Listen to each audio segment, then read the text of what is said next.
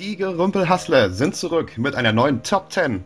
Heute dreht sich alles um Masashi Kishimotos Meisterwerk Naruto. Obwohl der Mangaka betont, dass die Entwicklung weiblicher Charaktere nicht zu seinen Stärken gehört, finden sich doch einige beliebte Frauenfiguren in der Serie. Wir stellen euch die, unserer Meinung nach, schönsten und interessantesten von ihnen vor. Bei den Daten beziehen wir uns größtenteils auf die Shippuden-Zeit. Jedoch möchten wir einen deutlichen Spoiler-Alarm aussprechen. Und jetzt viel Spaß!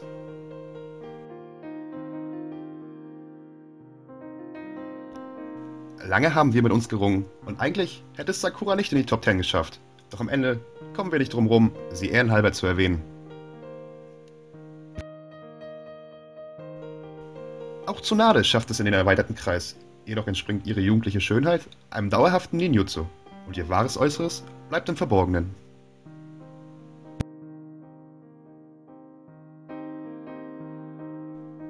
Karin, deren Nachname nicht bekannt ist, von der aber vermutet wird, dass sie aus dem Uzumaki-Clan stammt, verhält sich oft zwiegespalten.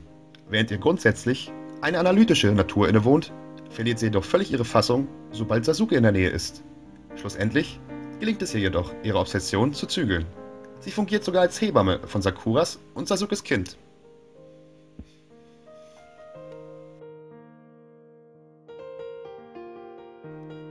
Welcher junge Shinobi wäre nicht gerne Schüler von Kurenai gewesen? Autor Kishimoto porträtierte die Genjutsu-Expertin von Beginn an als attraktiv und sexy. Demgegenüber steht jedoch ihr zurückhaltender und besonnener Charakter, der sich auch in ihrer Teamführung widerspiegelt. Der Verlust ihres geliebten Azuma während ihrer Schwangerschaft hinterließ tiefe seelische Spuren.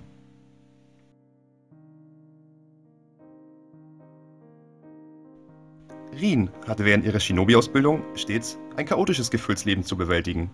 Obito war in sie verliebt, während sie sich selbst mehr zu Kakashi hingezogen fühlte. Ihr gutmütiger Charakter hielt das Team zusammen. Um Konoha zu beschützen, opferte sie ihr Leben, was den totgeglaubten Obito dazu veranlasste, seine Pläne für eine neue Weltordnung in die Tat umzusetzen.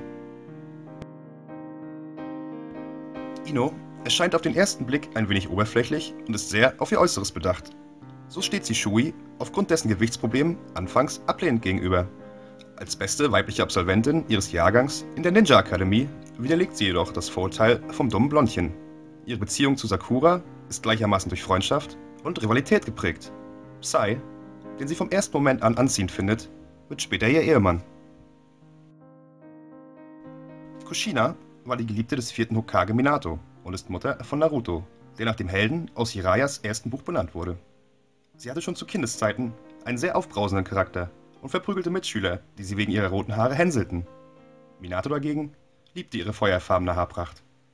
Der in ihr versiegelte Fuchsgeist wurde von Obito freigesetzt, woraufhin sie und der 4. Hokage beim Schutz von Konoha ihr Leben ließen.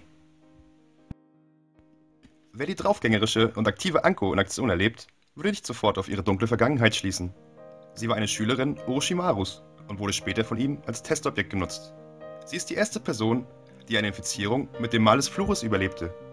Dennoch erlosch das Interesse ihres einstigen Lehrmeisters mit der Zeit. Auch ihre Gefühle schlugen mit der Zeit in Hass um. Seitdem versucht sie, Orochimaru für seine Taten zur Rechenschaft zu ziehen.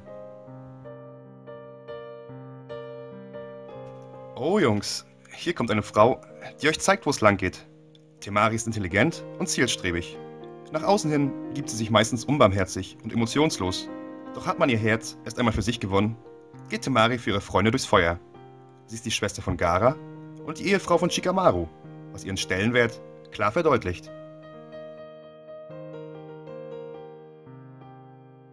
Mei ist der 5. Mizukage von Kirigakure und trat damit eine schwierige Nachfolge an. Durch die Schreckensherrschaft ihres Vorgängers hat sich der Spitzname Dorf hinter dem blutigen Nebel etabliert. Sie selbst ist eine außergewöhnlich starke und fähige Kunoichi, die sich um die Belange der Menschen kümmert und respektvoll mit anderen umgeht. Nur beim Thema Männer ist sie steil reizbar, da sie sich ihrer Ansicht nach immer mehr vom heiratsfähigen Alter entfernt. Die stets introvertierte und schüchterne Hinata wurde als Stammhalterin des berühmten Hyuga-Clans geboren.